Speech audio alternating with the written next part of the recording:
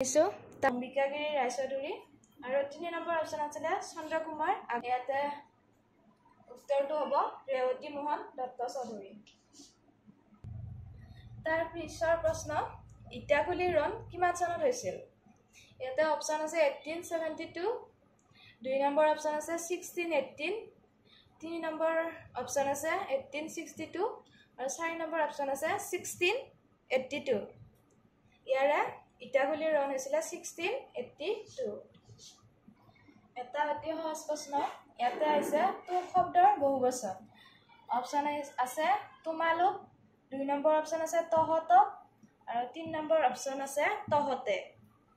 ইয়াৰে উত্তৰ হ'ব তহঁতক।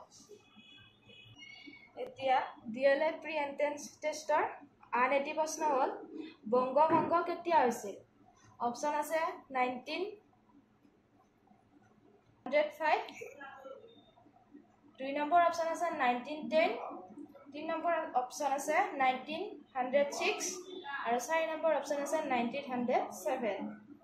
ইয়াৰে শুদ্ধ এনচাৰটো হ'ব 1905।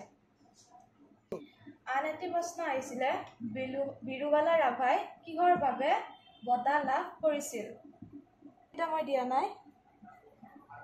2021 চনত লাভ কৰা বিৰুবালা ৰাভা আছিল ভাৰতৰ ডাইনী হত্যাৰ বিৰুদ্ধে প্ৰচাৰ চলোৱা এগৰাকী ভাৰতীয় নাৰী।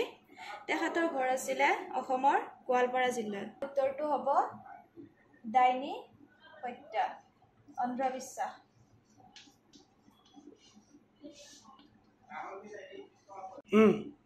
ইয়াতে আছে দ্ৰৌপদী মুৰ্মু ভাৰতৰ কিমানতম মহিলা ৰাষ্ট্ৰপতি? ইয়াতে দ্ৰৌপদী মুৰ্মু হ'ব ভাৰতৰ 2য়তম ৰাষ্ট্ৰপতি।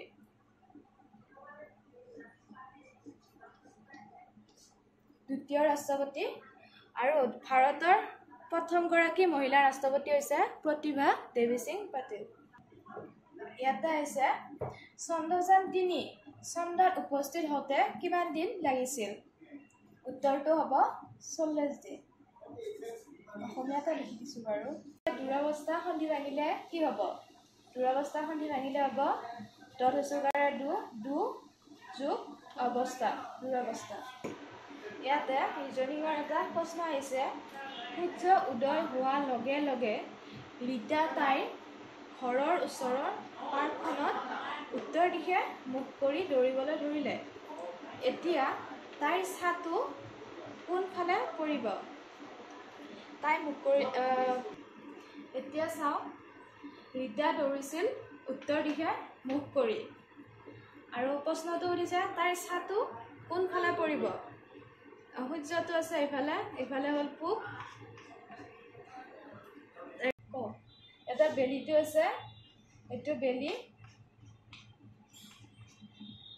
তাৰপিছত ৰীতা এইখন পাৰ্ক, ৰীতা ইয়াৰ পৰা উত্তৰ দিশে মুখ কৰি দৌৰিলে, এইফালে আছে উত্তৰ।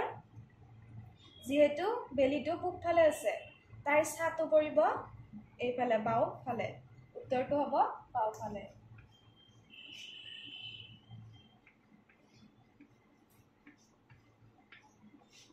এটি প্ৰশ্ন আহিছিলে অৰুণাচল প্ৰদেশত সূৰ্য উদয় হোৱা কিমান সময় পিছত পশ্চিমে থকা গুজৰাটত সূৰ্য উদয় হ'ব? যিহেতু ইয়াতে অপশ্যন কেইটা আছে বাৰু, আধা ঘণ্টা, 1 ঘণ্টা আৰু 3 নম্বৰ অপশ্যন আছে 2 ঘণ্টা আৰু 4 নম্বৰ অপশ্যন আছে 3 ঘণ্টা। এতিয়া যিহেতু ভাৰতবৰ্ষৰ একেবাৰে পূব দিশত আছে অৰুণাচল প্ৰদেশ, পশ্চিম অৰুণাচল আৰু গুজৰাটৰ মাজৰ দ্ৰাঘিমাংকৰ পাৰ্থক্য আছে 30 ডিগ্ৰী, অৰ্থাৎ 30 ডিগ্ৰী। 1 ডিগ্ৰী দ্ৰাঘিমাংকৰ পাৰ্থক্যত সময় হ'ব 4 মিনিট। ইয়াতে আছে 4 মিনিট। এতিয়া 1 ডিগ্ৰী দ্ৰাঘিমাংকৰ পাৰ্থক্যৰ সময়ত যদি 4 মিনিট হয়, তেতিয়াহ'লে 30 ডিগ্ৰী সময় হ'ব। 4 × 3 = 12, এইটো হ'ব 120। 120 হ'লে হ'ব 2 ঘণ্টা। অপশ্যন হ'ব 3। প্ৰশ্ন আহিছে পৃথিৱীৰ উত্তৰ আৰু দক্ষিণ গোলাৰ্ধক ভাগ কৰা ৰেখাডাল কি? এতিয়া ইয়াতে আন এটি প্ৰশ্ন হৈছে পৃথিৱীৰ উত্তৰ আৰু দক্ষিণ গোলাৰ্ধত এতিয়া এইটো পৃথিৱীৰ উত্তৰ আৰু দক্ষিণ গোলাৰ্ধ সমানে ভাগ কৰা ৰেখাডাল হ'ল বিষুৱ ৰেখা এডাল হ'ব বিষুৱ